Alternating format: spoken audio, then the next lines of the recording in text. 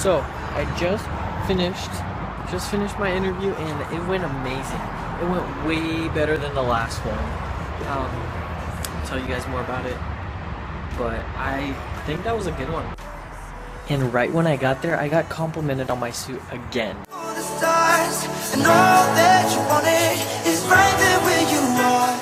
It went really well. I got there at 10 o'clock.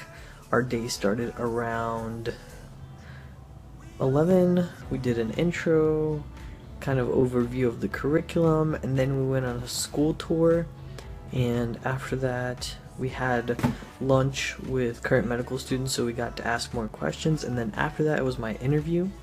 And this time around, it was one interview, 30 minutes, with 3 people in the room. So that was a little bit nerve-wracking.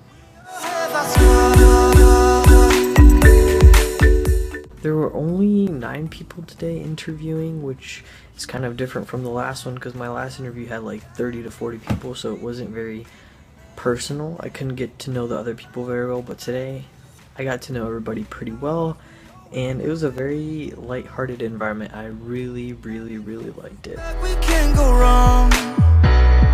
Don't look back. When I got there, I did feel a little bit intimidated, not because of the school or like the interview, but because of the other applicants that were there. You know, you start hearing about their stories, you start hearing about what they've done, all of their experiences, their backgrounds, and you get intimidated and you start feeling and thinking, you know, these people are way more, you know, qualified. These people have so much experience. I'm never gonna be better than them. I'm never, or not better, but I'm never going to get into the school because look at all of these qualified people. And so I started feeling a little bit nervous. We can make it happen. This is where we start, 'cause nobody's perfect. We all have our scars. So this interview went amazing. I really loved the school, loved the program, loved all of the people that I was surrounded by. So let's run through a few questions that I was asked during my interview, and I hope that it helps some of you guys so that you're not nervous for your interviews in the future. But the very first question when I walked into the room, as usual, was, why do you want to go into medicine? Why do you want to be a doctor, and why this school? So no matter what, you need to have a solid answer, and not only as to why you want to go into medicine, but why that school. And you have to be able to convince them.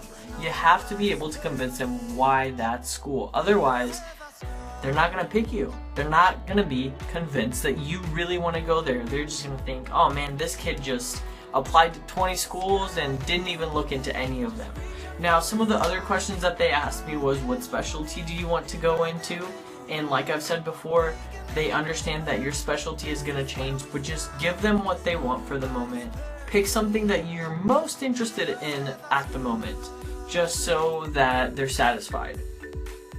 Another thing is, we did a role play. Now this was the first time I have ever done a role play, and I knew about it, but I didn't know exactly what was going to happen during the role play, so it kind of threw me off when she was like, let's do the role play. So during my interview, I was in a room with 3 interviewers, and for the role play, one of the interviewers played a doctor, and I played another doctor.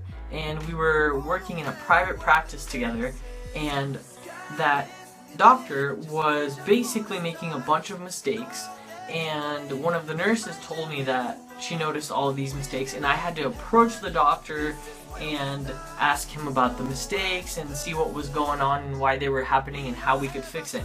And during this time, they're basically observing you to see how you will react, how you are going to approach the situation. Are you going to be calm? Are you going to freak out? And the most important thing out of anything is just to stay calm and act naturally as if you would if the situation was real. So I kept asking questions, and the doctor kept being really defensive and really mean, and they do that on purpose. They want to see how you act in an aggravated situation. How are you going to resolve the situation even though this doctor is still being mean and rude to you and not really answering your questions? Number 1 tip, just stay calm.